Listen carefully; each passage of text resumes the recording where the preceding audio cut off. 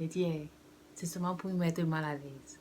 Même une Saint-Valentin d'abord, ça me dépasse à fêter. Les gars ont jusqu'à 5 Saint-Valentin, mon frère. Il y a quoi, non? C'est comment? C'est seulement une histoire de mettre les célibataires mal à l'aise. Il y a quoi? On est là. Même une Saint-Valentin nous dépasse à fêter. Les gars ont 5 Saint-Valentin. Je dis 5 comme ça là. Ça vous Wanda? Je suis sûre que ça te Wanda. En tout cas, ce qui est sûr, c'est que les Chinois ont 5 Saint-Valentin. Mais en pratique, quand même, il y en a 2 ou 3 qui sont pas très effectivement fêtés. Et puis, il y en a 2 qui sont super populaires. Donc, reste avec moi pour la suite de la vidéo. Je vais t'expliquer quelles sont les différentes légendes qui sont à la base de ces 5 Saint-Valentin fêtés ici en Chine. Allez, bonne vidéo!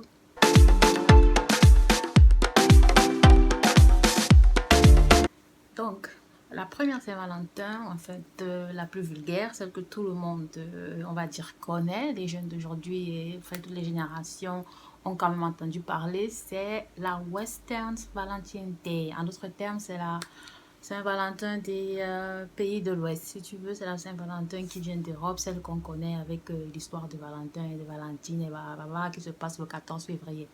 Donc, celle-là, elle est admise et elle est fêtée par tous les jeunes, en fait, par presque tout le monde. Donc, c'est une fête qui a été importée et imposée aux Chinois et acceptée.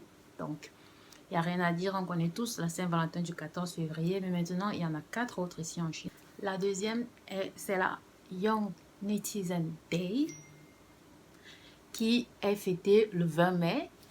En parlant du 20 mai, c'est la fête nationale chez moi au Cameroun, 237 en force, tu connais. Donc, celle-là, elle est fêtée le 20 mai et on va raconter l'histoire derrière dans la suite de la vidéo. Donc, la troisième, c'est la traditionnelle Chinese Valentine's Day, encore appelée Qixi Festival. Je ne suis pas sûre de prononcer ça très bien, donc j'écris ça là. Donc, celle-là, elle est fêtée tous les 7 juillet. Mais attention, ce n'est pas le 7 juillet du calendrier romain qu'on suit. C'est le 7 juillet dans le calendrier lunaire. Donc, ça tombe cette année 2019. Ça va tomber le 7 août. Là, c'est la plus populaire ici en Chine. Double Seven, comme ils l'appellent. Et c'est celle qui est le plus fêtée. C'est celle où il y a le plus de démonstrations. C'est celle où il y a le plus de manifestations. Donc, je vais vous raconter quelle est l'histoire derrière. Ça fait déjà beaucoup que je vais vous raconter, je sais. Mais si vous êtes là, c'est pour connaître toutes les légendes, des histoires romanesques et romantiques qui se cachent derrière chacune de ces fêtes de Saint-Valentin. Et je vous promets, elles sont toutes passionnantes. Voilà. La quatrième, si vous êtes venu en Chine dans la période de Spring Festival, c'est-à-dire lors du Nouvel An chinois, vous avez certainement entendu parler du Lantern Festival. Beaucoup ne savent pas que c'est en fait une sorte de Saint-Valentin, même si dans le temps, ça s'est un peu édulcoré et du coup, il y a plus... c'est plus tellement fêté en tant que Saint-Valentin, mais à la base, c'était une Saint-Valentin. Donc, le festival des lanternes, en mandarin, c'est le Yangxiao Festival. J'espère que je prononce bien, sinon, mea culpa, mea maxima culpa. Le chinois, c'est pas mon patois. Celle-là, elle est fêtée le 15e jour du premier mois dans le calendrier lunaire. Oui, en Chine, on suit le calendrier lunaire. Les calendriers normaux, là, romains et tout, machin, grec, je sais pas trop quoi, là. C'est pour nous, on va dire les Occidentaux et les followers des Occidentaux, c'est-à-dire les Africains. Et enfin, la cinquième, aussi appelée Shaanxi Festival. Celle est appelée aussi Double Third, en fait, double 3. Parce qu'elle est fêtée le 3e jour du 3e mois dans le calendrier lunaire. Maintenant, quelles sont les histoires croustillantes derrière chacune de ces fêtes? Allons-y dans la suite de la vidéo. La première que je vais décrire, c'est celle qui est fêtée le 20 mai. Oui, je commence par là parce que le 20 mai, ça représente ma fête nationale, c'est-à-dire la fête nationale du Cameroun, mon pays. Tu connais. Donc, celle-là, en abrégé, 520. Parce qu'en fait, avec les Chinois, il n'y a pas de mois. Le mai, c'est le 5e mois. Du coup, on appelle ça le mois 5. Donc, abrégé 520. En fait, pourquoi elle est adoptée comme étant une Saint-Valentin? Tout simplement parce que lorsqu'on prononce en mandarin, en fait, c'est homophone de euh, I love you, en fait, de je t'aime. C'est la prononciation en mandarin qui est wo hai ni est assez similaire à wu arling qui en fait veut dire 5-2-0. Voilà d'où vient cette fête. On s'est dit, bah ouais, c'est le jour de je t'aime, donc ça doit forcément être associé à une fête. Du coup, on fait une Saint-Valentin le 20 mai, pardon. La deuxième fête, celle de Lanterne Festival. Je disais tantôt que lors de cette fête, eh bien, on fabrique des lanternes avec on fabrique des lanternes artisanales, je vais y arriver. On fabrique des lanternes artisanales et on les laisse voler. En fait, je vais mettre une photo là de à quoi ça ressemble une lanterne chinoise lors de Lanterne Festival, aussi connu sous les terminaisons de Yangxiao Festival. Applaudissez pour moi, j'ai pas coupé ma langue. C'était un des festivals, ouais, j'ai failli dire festivals. Donc, c'était un des festivals, en fait, des fêtes les plus fêtées dans le passé. Dans les temps vraiment anciens, les dynasties et tout ça, c'était la fête la plus fêtée. Mais aujourd'hui, ça a été assez associé à cause du rapprochement de dates. Ça a été très vite associé, en fait, au Spring Festival, c'est-à-dire au Nouvel An chinois. Et du coup, on comprend plus. Bref, la signification s'est perdue, en fait. L'importance est perdue du fait que les deux fêtes soient très, très proches et associées en une. Donc, entre-temps, on pourrait dire qu'on a perdu une Saint-Valentin. Enfin, ils ont perdu, les Chinois, une Saint-Valentin dans le passage et dans l'élongation des manifestations, des célébrations du Nouvel An chinois. Donc, à l'époque, comment ça se passait? Les filles sortaient à une certaine heure, on va dire vers 18 heures. Elles sortaient admirer les lumières des lanternes qui flottaient dans le vent. Oui, c'est très poétique, c'est très chinois. C'est chinois, donc forcément c'est très poétique. Donc les filles sortaient le soir pour aller admirer, ce jour-là particulièrement, pour aller admirer les lanternes que disons les garçons, fabriquaient et lâchaient dans le ciel avec des petits mots. Ils essayaient de deviner ce qui était écrit, avec des petits mots, des caractères surtout. Donc ils essayaient de deviner ce qui était écrit et à qui était dédicacé quoi. Donc c'était les techniques de drague à l'ancienne, à l'époque, dans le temps, tu connais. D'après ce qu'on m'a dit, parce que j'ai lu aucun poème ancien, même si j'aimerais bien, mais vu que c'est la plupart ils sont en caractère, disons. Bon voilà, on m'a dit qu'en fait dans les anciens poèmes, en fait les poèmes les plus répandus, les plus beaux, eh bien il y a très souvent une mise en scène. En fait très souvent il est raconté dans ces poèmes là on va dire les petites approches, les petites attaques, les petits lancements de graines qu'il y avait dans le temps entre les les Chinoises et les Chinois. Donc, le Spring Festival et le Lantern Festival, tout ça, c'était confondu, certes, mais bon, les poèmes restent pour révéler l'histoire, comment ça se passait et tout. Donc, en 3, je vais parler du Shaanxi Festival. J'espère que je prononce bien. Sinon, pardonnez-moi, je fais des efforts. Donc, à la base, ce serait une fête qui aurait été établie pour célébrer, pour commémorer l'empereur jaune, qui est en fait considéré comme l'ancêtre du peuple chinois, qui est, on va dire, considéré comme, je crois, le premier homme, si j'ai bien compris, chinois, donc de qui découle toute la République populaire de Chine. Donc, c'est un peu c'est un peu Adam et Ève en même temps. Bref, vous avez compris. Donc, c'est leur ancêtre et c'était pour commémorer sa naissance. Donc, ce qui se passait, c'est que les populations sortaient et allaient au bord des rivières, au bord des fleuves, prenaient un verre, chillaient quoi en gros. Donc voilà, d'où est parti ce festival de l'amour. Et pourquoi c'est devenu un festival de l'amour? Parce qu'en fait, les jeunes, à l'époque, qui étaient certainement très très surveillés, profitait de cette occasion-là où tout le monde était mélangé pour voir les filles. Les garçons en profitaient pour voir les filles, déclarer leur flamme, dire à tel ou tel, voilà, tu me plais, j'ai des intentions par rapport à toi. Bref, les bails de jeunesse, quoi. Donc, c'est devenu l'occasion où il faut être pour dénicher son futur partenaire. Du coup, en fait, au fil du temps, c'est que cet aspect-là qui est resté. Donc, on ne sait même plus trop à faire empereur jaune, machin, là. C'est passé sous trappe, quoi. Maintenant, c'est, allez, ok, je vais aller rencontrer de la meuf et tout. Donc, voilà comment le festival qui à la base célébrait la naissance, enfin, qui célébrait la naissance d'un empire, est devenu un jour pour célébrer l'amour. Voilà, moi ça m'amuse beaucoup en fait parce que je trouve que ils sont un peu perdus au change à mon sens, à mon avis. Le festival il est fêté le troisième jour du troisième mois lunaire, du coup c'est appelé Tabaltree, Tabalfree, pour faire comme nos amis les Anglo. Tabalfree.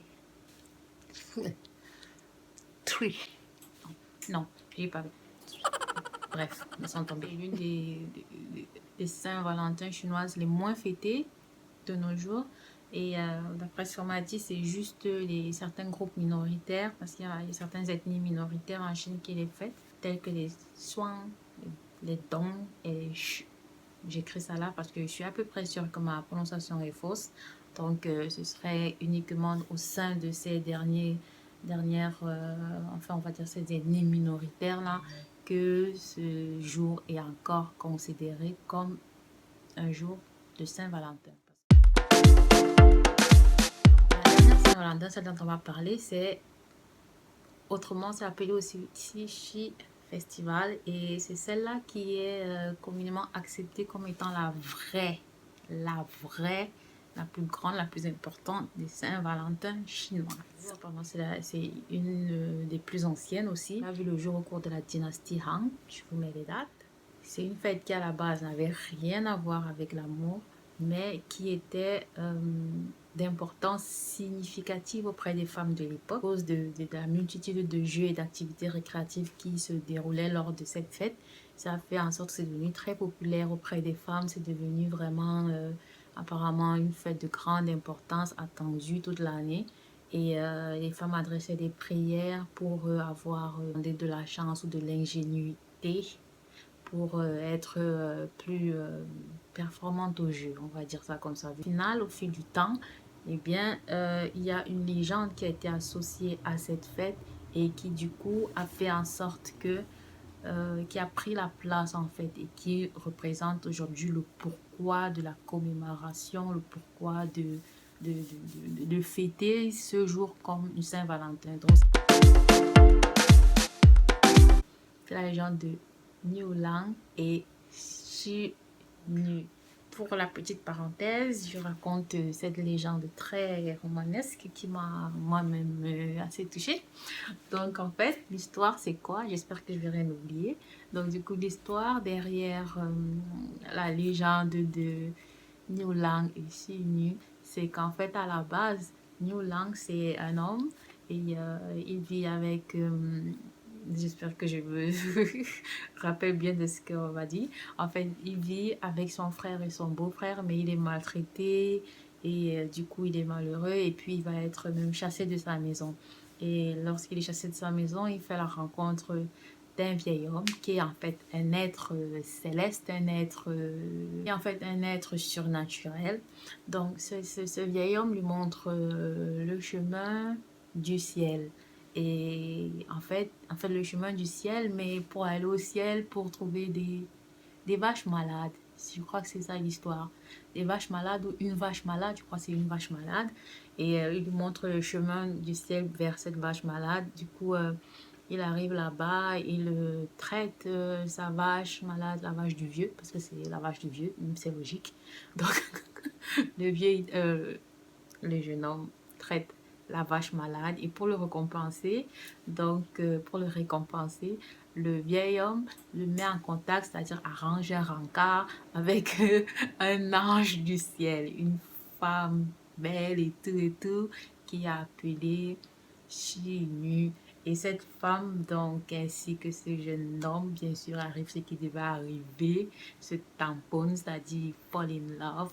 Et voilà que c'est le grand amour, c'est le mariage, le vécu heureux et eurent beaucoup d'enfants, mais pas longtemps, en fait. Parce que, bien sûr, ils sont rentrés sur Terre. Et la femme était là, elle faisait passer ses journées à tisser. Et le gars passait ses journées à labourer ses champs.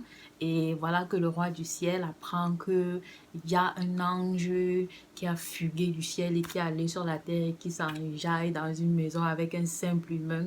Du coup, il envoie la chercher, il la récupère, il la ramène dans le ciel. Mais comme le gars aime trop sa meuf, quoi, il saute sur la bâche qu'il a traité plus des années plus tôt.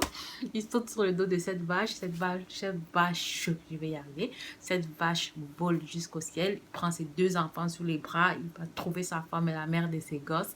Et quand elle arrive dans le ciel, juste à 1 centimètre de sa femme et qui se dit, voilà, je vais la récupérer, je vais rentrer avec elle, qu'est-ce qui se passe? La reine mère du ciel se dit non. Ça se passe pas comme ça. Ici, on vient pas chez les gens comme ça, ramasser les femmes des gens et puis pour aller faire du n'importe quoi. Donc, bon, j'ai un peu africanisé le truc. Mais en fait, voilà ce qui se passe. En gros, la reine du ciel crée une rivière, une large rivière entre les deux. Donc, le 1 cm qui les séparait là, ça devient un océan. Du coup, les gars sont tellement dépités, tellement... Ils ont le seum, quoi. Donc, ils se mettent à pleurer, à pleurer, à pleurer des rivières et des rivières de larmes. Finalement, ça touche un peu, ça émeut la reine du ciel qui se dit... Ah, les deux là s'aiment quand même, mais ouais... je vais les accorder un jour pour se voir et pour consommer leur amour, entre guillemets. Donc, voilà ce qui se passe. Elle accorde donc ce double seven, le jour 7-7, en fait, le septième jour du 7e mois de l'année, qui est en fait pas de l'année lunaire. On est d'accord qu'on est dans le calendrier lunaire, on parle chinois. Donc, ce jour va être le seul jour de l'année où la rivière, l'océan disparaît et les deux amoureux peuvent se toucher, se bécoter, continuer d'essayer de faire d'autres enfants. Voilà. Donc, voilà pourquoi c'est le jour le plus important, le plus considéré comme la Saint-Valentin. En fait, la vraie Saint-Valentin chinoise, c'est le Double Seven. Ça se passe le 7 juillet de dans l'année lunaire. Et cette année, ça tombe le 7 août dans le calendrier grec, romain. Je sais plus trop. Voilà. De toute façon, vous avez compris. Dans le calendrier que nous on suit, celui qu'on connaît. Donc, voilà pour les grandes Saint-Valentin fêtées en Chine. Maintenant, comment c'est fêté? Par exemple, pour cette dernière-là, qui est la plus importante, généralement, les jeunes hommes, qu'est-ce qu'ils font? Ils vont organiser un resto, une sortie, une balade sur le Bund, si on est à Shanghai. Ils offrent des cadeaux et avec les années, les magasins en ont fait, bien sûr, une foire. Bien sûr, c'est devenu une fête commerciale comme partout, comme avec la Saint-Valentin qu'on connaît, normal, du 14 février. Du coup, il faut acheter des trucs chers, il faut faire des cadeaux, offrir des fleurs, des chocolats, des trucs comme ça, ou faire des voyages. Voilà, la fête de la Saint-Valentin, c'est une fête où il y a vraiment beaucoup de dépenses, beaucoup de ventes, les chiffres de vente vraiment crèvent le plafond et... normal, c'est associé à la fête de l'amour, quoi. Tous les amoureux s'expriment, c'est beau, il y a de l'amour partout dans la rue. Les célibataires ont le seum, ils s'enferment, se cachent parce qu'ils sont mis mal à l'aise à tous les côtés. Mais bon, ça va arriver un jour. Toutes les filles finissent par trouver leur prince charmant, même si avant, elles doivent embrasser beaucoup de crapauds. Voilà, bon, pour celles qui n'ont pas de Saint-Valentin, je vous souhaite d'en trouver un comme ça. Pour celles qui en ont, je vous souhaite de garder. Et peace à la nouvelle vidéo. Et peace, rendez-vous à la prochaine vidéo. En attendant, n'oubliez pas de liker, commenter, partager. C'est fini, la vidéo est terminée.